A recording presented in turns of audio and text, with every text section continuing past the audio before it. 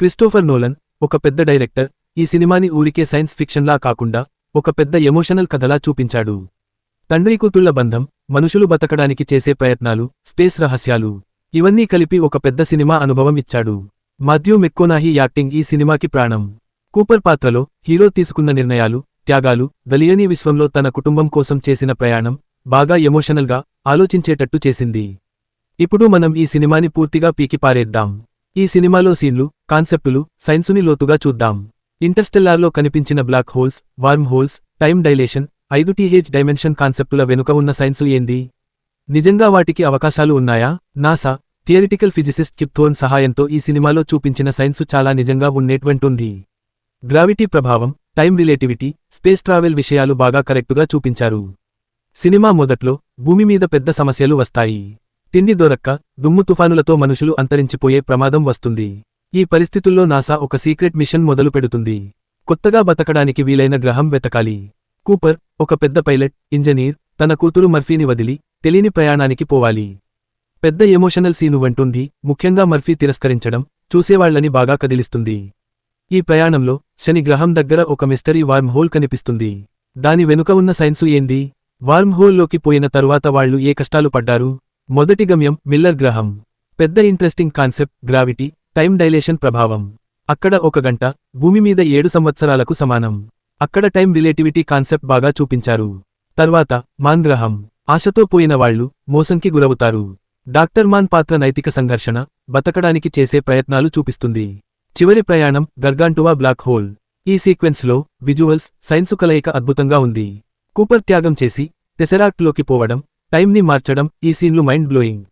5th డైమెన్షన్లో టైమ్ని physical space లాగా చూపిస్తారు. మర్ఫీకి మెసేజ్ ఇవ్వడం, గతాన్ని మార్చడం, చివరికి బ్లాక్ హోల్ నుంచి బయటపడడం చాలా ముఖ్యమైన సీన్లు. సినిమా చివర్లో కూపర్, మర్ఫీ కలవడం బాగా ఎమోషనల్గా, సంతృప్తిగా ఉంటుంది. ఒక తండ్రి కూతుళ్ల బంధం ఒక స్పేస్ అడ్వెంచర్ బ్యాక్డ్రాప్లో బాగా ఎండ్ అవుతుంది. ఇంకా ఇంటర్స్టెల్లార్ లో చూపించిన సైంటిఫిక్ థియరీలు, విజువల్స్, ఎమోషనల్ లోతుని పీకి పారేయాలి. స్పేస్, టైం రహస్యాలు చూడాలి.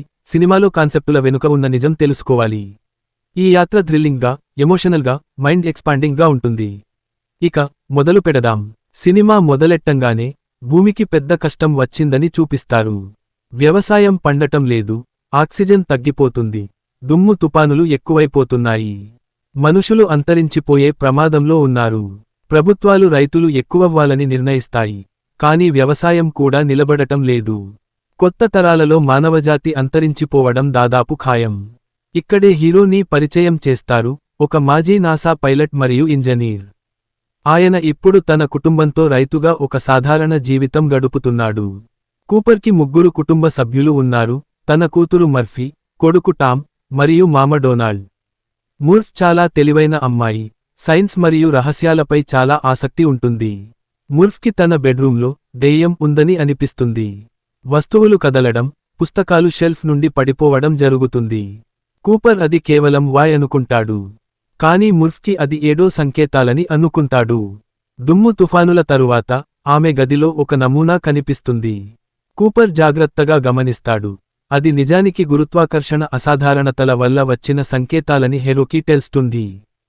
ఆ కోఆర్డినేట్స్ని డీకోడ్ చేసి అవి నాసా రహస్య స్థావరం స్థానాన్ని చూపిస్తాయి. ముర్ఫ్ని కూడా తీసుకొని కూపర్ ఆ కోఆర్డినేట్లను అనుసరిస్తాడు. రాత్రి సమయంలో ఒక తెలియని ప్రాంతానికి చేరుకుంటాడు. అక్కడ ఉన్న భద్రతా వ్యవస్థ వల్ల కూపర్ అరెస్ట్ అవుతాడు. దాని వెనుక ఒక రహస్య సంస్థ ఉంటుంది. అక్కడ డాక్టర్ బ్రాండ్ మరియు అతని బృందం కూపర్ని కలుస్తారు. నాసా ఇప్పటిదాకా మానవజాతి మనుగడ కోసం ఒక రహస్య మిషన్ సిద్ధం చేస్తోంది. నాసాకి ఒక అధునాతన ప్రణాళిక ఉంది, భూమిని వదిలి మానవజాతిని అంతరిక్షంలో కొత్త నివాసయోగ్యమైన గ్రహానికి మార్చడం. కూపర్కి షాక్ అయ్యే విషయానికి ఏమిటంటే, గురుత్వాకర్షణ అసాధారణతలు మరియు వింత సంకేతాల వెనుక ఒక నిజమైన ఉద్దేశ్యం ఉంది. ముర్ఫ్కి కనిపించిన దెయ్యం వల్ల కూపర్ రహస్య నాసా స్థావరానికి వచ్చాడు. అది విధి, లేకపోతే ఒక ఉన్నత మేధస్సు జోక్యం? నాసా ఇప్పటికే ఒక మిషన్ ప్లాన్ చేసింది. శని గ్రహం దగ్గర ఒక రహస్యమైన వార్మ్ హోల్ కనిపిస్తుంది, దానిని అన్వేషించాలి. కూపర్కి ఆఫర్ చేస్తారు, ఒక అధునాతన అంతరిక్ష నౌకలో అంతరిక్ష యాత్రకు నాయకత్వం వహించడం. మానవజాతి మనుగడకు ఈ ప్రయాణం కీలకం. కానీ కూపర్కి సవాలు ఏమిటంటే, తన కుటుంబాన్ని వదిలి తెలియని దానికోసం వెళ్ళాలి. మూర్ఫ్ తన నాన్నని వదిలి వెళ్లడానికి సిద్ధంగా లేదు. కూపర్తో వాదన చేస్తుంది. కూపర్ జీవితంలో ఒక పెద్ద నిర్ణయం తీసుకోవాల్సి వస్తుంది, కుటుంబాన్ని వదిలి మానవజాతి భవిష్యత్తు కోసం ఒక ప్రమాదకరమైన మిషన్లో చేరడం. ఈ నిర్ణయం కూపర్ జీవితాన్ని, మూర్ఫ్ భవిష్యత్తును మరియు మొత్తం మానవజాతి విధిని ప్రభావితం చేయబోతోంది. ఇక ప్రయాణం ప్రారంభించడం, అంతరిక్ష రహస్యాలను అన్వేషించడం. కూపర్, డాక్టర్ బ్రాండ్ కూతురు అమేలియా, డోయల్, రోమిల్లీ, ఇంకా తెలివైన రోబోట్ టార్స్, ఎండ్యూరెన్స్ అనే అంతరిక్ష నౌకలో ప్రయాణం మొదలుపెడతారు. భూమిని వదిలేసి అంతరిక్షంలోకి వెళ్ళాక ఫస్ట్ పోయేది శని గ్రహం కక్షలో ఉన్న వార్మ్హోల్కి. నాసా వాళ్లు ఈ వార్మ్హోల్ని ఫస్ట్ కనిపెట్టారు. ఇది షార్ట్ కట్ లాగా పనిచేస్తుంది, అంతరిక్ష కాలంలో ఒక సొరంగంలాగా తయారు చేస్తుంది. ఇక్కడే అసలు మజా మొదలవుతుంది. ఎండ్యూరెన్స్ వార్మ్హోల్కి దగ్గరవుతుంది. దాని ఆకారం ఒక గుండ్రటి బంతిలా ఉంటుంది, గాజులా మెరిసిపోతూ భలేగుంటుంది. అమేలియా చెప్తుంది, వార్మ్హోల్ని 2 కోణాల్లో చూస్తే ఒక సింపుల్ సర్కిల్ లాగా ఉంటుంది, కానీ నిజానికి అది 3 కోణాల్లో గుండ్రంగా గేటులా ఉంటుంది. వార్మ్హోల్లోకి వెళ్తున్నప్పుడు ఎండ్యూరెన్స్ స్పేస్ క్రాఫ్ట్ మొత్తం వంకర్లు పోతుంది. గురుత్వాకర్షణ, కాంతి వంకర్లు భలే ఎక్కువగా ఉంటాయి. ఇక్కడే కరచాలనం సీన్. కూపర్ టైం వంకర్లలో చూస్తాడు. అమేలియా చేయి చాస్తుంది. సడెన్గా తెలియని వాళ్లు కూడా కనిపిస్తారు. ఇది చాలా ముఖ్యమైన సీన్. తెలియని వాళ్లు వార్మ్హోల్లో కలుస్తారు, అంటే భవిష్యత్తు మనుషులు టైం మార్చి సహాయం చేస్తున్నారు అని వాళ్ళకి అర్థం అవదుంది. వార్మ్హోల్లో సక్సెస్ఫుల్గా ప్రయాణం చేసి బయటకి వచ్చాక ఎక్స్ప్లోరర్స్ గర్గాంటువా బ్లాక్ హోల్ దగ్గర ఉన్నామని తెలుసుకుంటారు. డాక్టర్ బ్రాండ్ ఒక పెద్ద నిర్ణయం తీసుకుంటాడు. 3 గ్రహాలని ఎంచుకుంటాడు. ఒకటి మిల్లర్స్ గ్రహం, గర్గాంటువా దగ్గర ఉన్న ఫస్ట్ గ్రహం. దీని మీద గురుత్వాకర్షణ చాలా ఎక్కువ. దిగిన తర్వాత తెలుస్తుంది, ఇక్కడ 1 గంట భూమి మీద 7 సంవత్సరాలకి సమానం. ఆ గ్రహం మీద నీళ్లు తప్ప ఇంకేముండావు. అక్కడ సునామీ వల్ల డోయల్ వరదలో చచ్చిపోతాడు. మిగిలిన 2 తప్పించుకుంటారు. ఎండ్యూరెన్స్కి తిరిగి వచ్చాక రోమిల్లీ 23 సంవత్సరాలు వెయిట్ చేసి ఉండటం చూస్తే షాక్ అవుతారు. తర్వాత పోయేది డాక్టర్ మాన్ సిగ్నల్స్ పంపిన మంచు కప్పిన గ్రహం. డాక్టర్ మాన్ ఎక్స్ప్లోరర్స్ని ఆహ్వానిస్తాడు, కానీ అసలు ట్విస్ట్, గ్రహం నివాసయోగ్యం కాదు. అక్కడ అంతా మంచుతో కప్పబడి ఉంటుంది. మాన్ బతకడానికి తప్పుడు డేటా పంపించాడు, కూపర్ని మోసం చేస్తాడు. అప్పుడు కూపర్కి మాన్కి భారీ ఫైట్ జరుగుతుంది.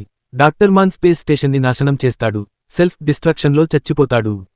తర్వాత చివరి ఆశ ఎడ్మండ్స్ ప్లానెట్ని అన్వేషించాలి, అది నిజంగా మనుషులు ఉండడానికి అవకాశం ఉంటుంది అని కూపర్ అనుకుంటాడు. ఆ గ్రహానికి వెళ్లడానికి మళ్లీ బ్లాక్ హోల్ దాటుకోవాలి.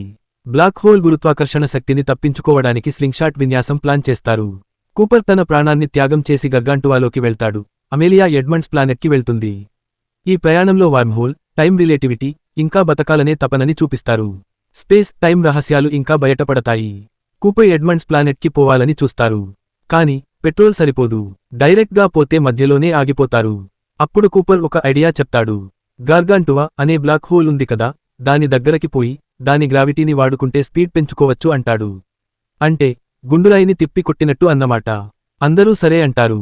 ఎండ్యూరెన్స్ అనే స్పేస్ షిప్ని తీసుకుని బ్లాక్ హోల్ దగ్గరకి పోతారు.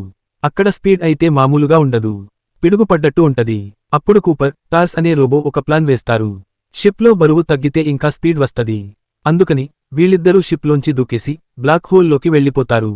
బ్లాక్ హోల్ లోపల గ్రావిటీ మామూలుగా ఉండదు, టైం కూడా మారిపోతది. అక్కడ కూపర్కి టైం చాలా స్లోగా నడుస్తది. అప్పుడే అసలు ట్విస్ట్, కూపర్ 5th డైమెన్షన్లోకి వెళ్ళిపోతాడు. అక్కడ టైం అంటే ఒక గదిలాగా ఉంటది, ఎక్కడ ఏం జరిగిందో అన్నీ చూడొచ్చు. అప్పుడు కూపర్కి వాళ్లమ్మాయి మర్ఫ్ రూమ్ కనిపిస్తది. చిన్నప్పుడు మర్ఫ్ ఏం చేసిందో అన్నీ చూస్తాడు. అప్పుడే వాడికి అర్థమవుతది, మర్ఫ్కి కనిపించిన దెయ్యం ఎవరో కాదు, తనే అని. వాడు గ్రావిటీని మార్చి మోర్స్ కోడ్లో మర్ఫ్కి మెసేజ్లు పంపిస్తాడు. టార్స్ కూడా బ్లాక్ హోల్ డేటాని కూపర్కి ఇస్తాడు. కూపర్ ఆ డేటాని వాడి చేతికున్న వాచ్తో మర్ఫ్కి సిగ్నల్స్గా పంపిస్తాడు. మర్ఫ్ ఆ సిగ్నల్స్ని కనిపెట్టి గ్రావిటీ ఈక్వేషన్ని సాల్వ్ చేస్తది. ఆ ఈక్వేషన్తో మనుషులు యాంటీ గ్రావిటీ స్పేస్ స్టేషన్లు కట్టి భూమిని వదిలి వెళ్ళిపోతారు. కూపర్ సక్సెస్ అయ్యాక ఆ 5th డైమెన్షన్ మాయమైపోతది. వాడు బ్లాక్ హోల్లోంచి బయటకి వస్తాడు. మర్ఫ్ వాళ్ల నాన్న సిగ్నల్స్తో మనుషుల్ని కాపాడుతది. ఇదే ఆ సినిమాలోని మెయిన్ ట్విస్ట్. కూపర్ బ్లాక్ హోల్లో చిక్కుకుపోయి అక్కడి నుండి తప్పించుకుంటాడు. అక్కడ నుండి బయటికి వస్తే శని గ్రహం చుట్టూ తిరిగే స్పేస్ స్టేషన్లో ఉంటాడు. డాక్టర్లు కూపర్కి ట్రీట్మెంట్ చేస్తారు. కూపర్కి ఒకటే డౌట్, మర్ఫీ ఎక్కడ ఉంది అని. మర్ఫీ ఇప్పుడు ముసలిదైపోయింది, మానవజాతిని కాపాడిన గొప్ప సైంటిస్ట్ అయింది.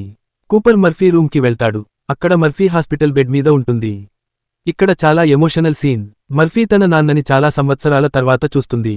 కన్నీళ్లతో, నాన్న, నేను ఇంక ఎదురు చూడటం లేదు, మీరు వెళ్ళిపోండి అని చెప్తుంది. కూపర్ ఇంకా తన ప్రయాణం పూర్తి చేయలేదని మర్ఫీకి తెలుసు. ఎడ్మండ్స్ గ్రహంలో అమేలియా దగ్గరికి వెళ్ళాలి. కూపర్ మర్ఫీని చివరిసారిగా చూసి తన మిషన్ పూర్తయిందని అర్థం చేసుకుంటాడు. తన కూతురిని లాస్ట్ టైం హగ్ చేసుకుంటాడు. మర్ఫీ, పిల్లల్ని చూసి వెళ్ళండి నాన్న అని చెప్తుంది. కూపర్కి ఎమోషనల్ గుడ్ బై చెప్తుంది. కూపర్ టార్స్ని తీసుకుని ఒక దొంగలించిన స్పేస్ షిప్లో ఎడ్మండ్స్ గ్రహం వైపు ప్రయాణం మొదలు పెడతాడు. అదే సమయంలో అమేలియా ఎడ్మండ్స్ గ్రహంలో ఒక బేస్ ఏర్పాటు చేస్తుంది, కొత్త నాగరికతను ప్రారంభిస్తుంది. కూపర్ ప్రయాణం ముగిసిన తర్వాత మానవజాతికి ఒక కొత్త భవిష్యత్తు ప్రారంభమవుతుంది. అంతరిక్షంలో ఒక అనంతమైన సాహసం కొనసాగుతుంది. Interstellar just science fiction movie కాదు. ఇది అంతరిక్షం, కాలం, మనుషుల మనుగడ గురించి deep emotional journey. Christopher Nolan నిజమైన సైన్స్ కాన్సెప్ట్స్ని, అంటే gravity, wormholes, black holes లాంటివి, ఎమోషనల్ స్టోరీ టెల్లింగ్తో కలిపి మంచి సినిమా. కూపర్, మర్ఫీ మధ్య ఉండే రిలేషన్షిప్ ఈ సినిమాకి గుండెకాయ లాంటిది. టైం రిలేటివిటీ వల్ల వాళ్ల మధ్య సంవత్సరాల గ్యాప్ ఉన్నా వాళ్ల ఎమోషన్స్ అలాగే ఉండడం చాలా ఎఫెక్టివ్గా చూపించారు. సినిమాలో చూపించిన Gargantua black hole, fifth dimension scenes scientific యాక్యురసీతో కలిసి మైండ్ బ్లోయింగ్ విజువల్స్ చూపించారు. నాసా, కిప్ థోర్న్ గైడెన్స్లో ఈ సినిమాలో చూపించిన ఫిజిక్స్ చాలా రియలిస్టిక్గా, ఆలోచింపజేసేలా ఉన్నాయి. సర్వైవల్, హోప్, సాక్రిఫైస్ అనే థీమ్స్తో ఇంటర్స్టెల్లార్ సైన్స్ని ఎక్స్ప్లోర్ చేస్తూ హ్యూమన్ ఎమోషన్స్ని డీప్గా కనెక్ట్ చేయడంలో సక్సెస్ అయింది. Cooper, Murphy connection, time distortion scenes, final reunion ఈ మూమెంట్స్ ఆడియన్స్ మైండ్లో డీప్ ఇంపాక్ట్ క్రియేట్ చేస్తాయి. స్పేస్ ఎక్స్ప్లోరేషన్ని ఎమోషనల్ పర్స్పెక్టివ్తో ప్రెజెంట్ చేసి ఇంటర్స్టెల్లార్ సినిమా హిస్టరీలో ఒక టైమ్లెస్ మాస్టర్ పీస్గా నిలిచింది. మీకేం సీన్ నచ్చిందో కామెంట్లో రాయండి. వీడియో నచ్చితే లైక్ కొట్టండి, మీ దోస్తులందరికీ షేర్ చేయండి. ఇంకా ఇట్లాంటి ఇంట్రెస్టింగ్ మూవీ ఎక్స్ప్లనేషన్స్ కావాలంటే బియాండ్ ఎడ్జ్ ఛానల్ను సబ్స్క్రైబ్ చేసుకోండి.